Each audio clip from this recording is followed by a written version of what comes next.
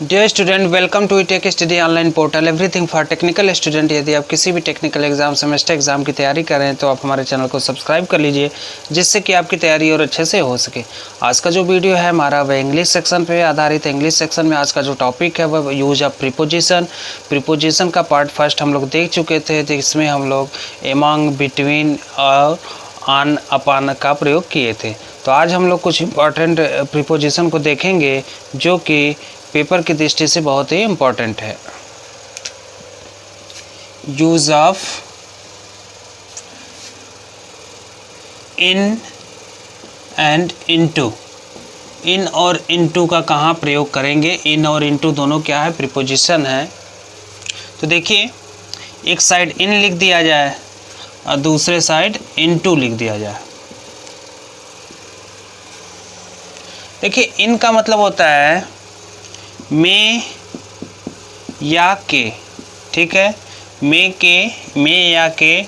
Into का भी मतलब होता है में, ठीक है, लेकिन दोनों का यूज़ जो है वह अलग अलग है। इन का प्रयोग हम दूसरी स्थिति में करेंगे और इनटू का प्रयोग दूसरी स्थिति में करेंगे। तो इसी को बताया जाएगा आपको कि दोनों में क्या डिफरेंस है, दोनों के यूज़ में।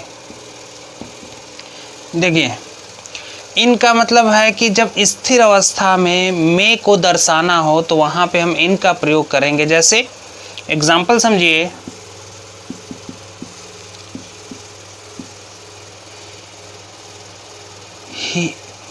he is sitting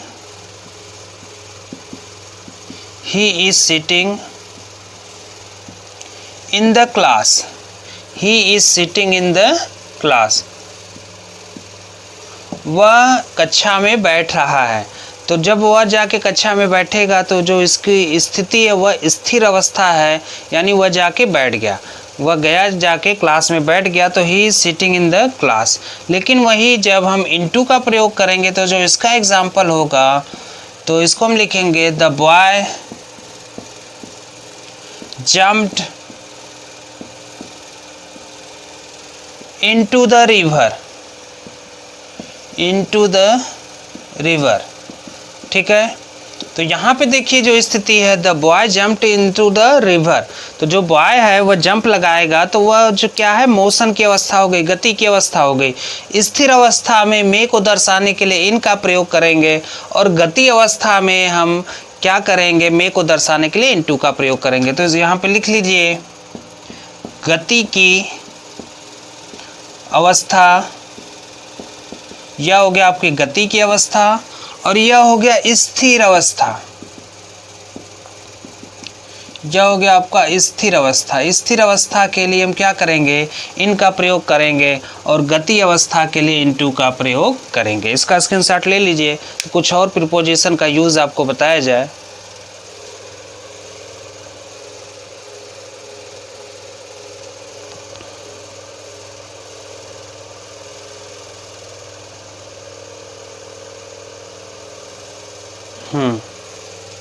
तो यह हो गया आपका इन और इनटू का प्रयोग।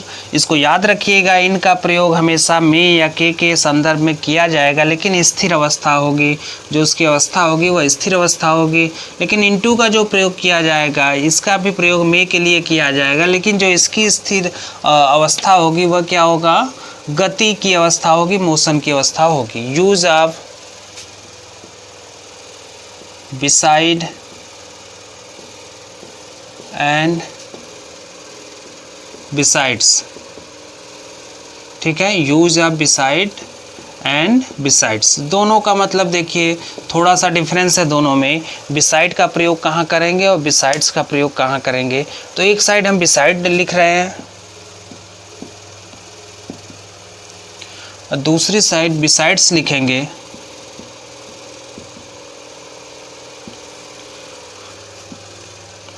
दोनों का यूज़ देखा जाएगा, क्या नियम है। तो देखिए, बिसाइड का मतलब होता है कि बगल में। बिसाइड का मतलब हो गया कि के बगल में, के बगल में, ठीक है। और बिसाइड्स का मतलब होता है कि के अलावा, के अलावा, ठीक है। बिसाइड का मतलब होता है के बगल में और बिसाइड्स देखिए यहाँ पर बिसाइड्स की जो स्पेलिंग है BESIDES है, बिसाइड्स है, यहाँ सिर्फ बिसाइड है BESIDE। तो दोनों में बस यह डिफरेंस है कि यहाँ बिसाइड्स है, बिसाइड है, वहाँ बिसाइड्स है, और जो यूज़ होगा दोनों का अलग अलग होगा। बिसाइड का यूज़ हम करेंगे के बगल में और बिसाइड्स का प्रयोग करेंगे के अलावा। एग्जाम्पल देखिए,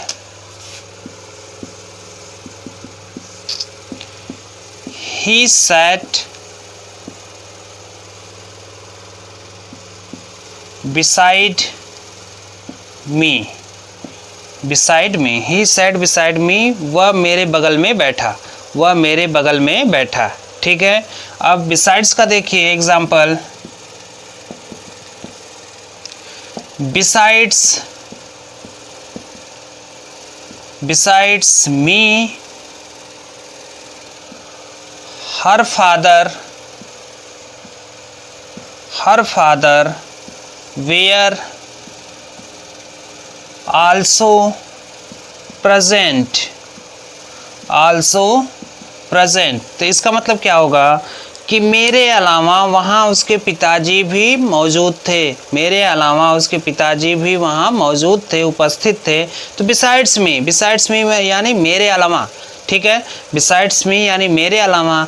तो बिसाइड और बिसाइड्स में देखिए अंतर क्या है। बिसाइड का जो प्रयोग करेंगे के बगल में, देखिए दूसरा एग्जाम्पल देखिए, दूसरा एग्जाम्पल क्या होगा, my home is beside the temple, beside the temple. मेरा घर मंदिर के बगल में है, मेरा घर मंदिर के बगल में है। तो यानी बगल के लिए जहाँ हम यूज़ करेंगे नोटेशन या के बगल को दर्शाने के लिए जो वर्ड हम यूज़ कर रहे हो क्या है, बिसाइड है। यहाँ भी बिसाइड है, यहाँ भी बिसाइड है। इसका सेकंड एग्जांपल देखिए, besides rice we eat bread also, ठीक है। तो यहाँ बिसाइड्स का प्रयोग है, यहाँ भी बिसाइड्स का प्रयोग है। तो नीचे वाला जो सेकंड ऑप्शन लिखा गया है, जो सेकंड एग्जांपल लिखा गया है, उसका मतलब क्या है, besides rice we eat bread also. चावल, देखिए चावल के अलावा हम रोटी भी खाएंगे, चावल के अलावा हम रोटी भी खाएंगे या खाते हैं। We will eat bread also, besides rice we will eat bread also. हम चावल के अलावा रोटी भी खाएंगे। तो यह हो गया besides rice we will eat bread also. तो यहाँ पे देखिए दोनों में मुख्य अंतर क्या है बिसाइड और बिसाइड्स में। बिसाइड का मतलब होता है के बगल में। जब हमें किसी भी सेंटेंस या वाक्य में के बगल को दिखाना हो और उसके जगह किसी वर्ड का प्रयोग करना हो तो वहाँ बिसाइड का प्रयोग करेंगे, जिसकी स्पेलिंग है BESIDE। और दूसरा है बिसाइड्स, जिसकी स्पेलिंग है BESIDES। इसका मतलब होता है कि के अलावा। ठीक है, यह हो गया के अलावा। और के बगल में दिखाना हो तो हम बिसाइड का प्रयोग करेंगे। इसका जो स्पेलिंग है, इसको स्पेल किया जा रहा है BESIDE। यह हो गया आपका बिसाइड, जिसका अर्थ है के बगल में। और यह हो गया आपका BESIDES। यह हो गया बिसाइड्स, जिसका मतलब है के अलावा। ठीक है, दोनों का अर्थ है। यहाँ का देखिए बस यहाँ पे बिसाइड है, यहाँ लास्ट में एस लग गया, बिसाइड्स हो गया, लेकिन यूज़ दोनों का डिफरेंट है। दोनों का यूज़ हम अलग अलग करेंगे। इसका यूज़ हम के बगल की स्थिति में करेंगे और इसका यूज़ हम करेंगे के अलावा। तो इसका स्क्रीनशॉट ले लीजिए।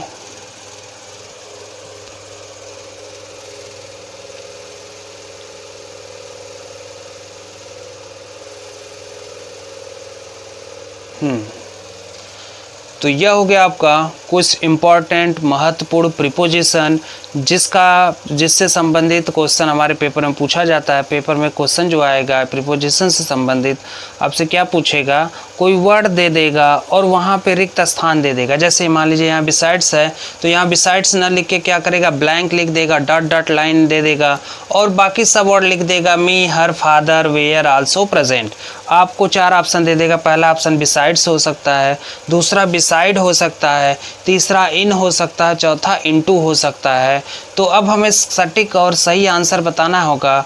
तो उसके लिए हमें क्या करना है कि जो आपको नियम बताया जा रहा है, चाहे बिसाइड से संबंधित, चाहे बिसाइड से संबंधित, चाहे इन से संबंधित, चाहे इनटू से संबंधित, जो भी प्रीपोजिशन से संबंधित नियम बताया जा रहा है उसको ध्यान से पढ़ें।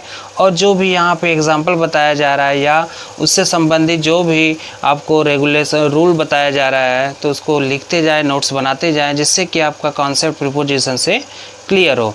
तो आज का वीडियो यहीं समाप्त करते हैं। उम्मीद है कि आपको वीडियो पसंद आई होगी। हमारे वीडियो को लाइक करें, हमारे चैनल को अभी तक आपने सब्सक्राइब नहीं किया तो सब्सक्राइब कर लें, तो ताकि किसी भी प्रकार के क्वेरी के लिए, किसी भी प्रकार के क्वेश्चन के लिए आप हमें कमेंट बॉक्स में कमेंट कर सकते हैं।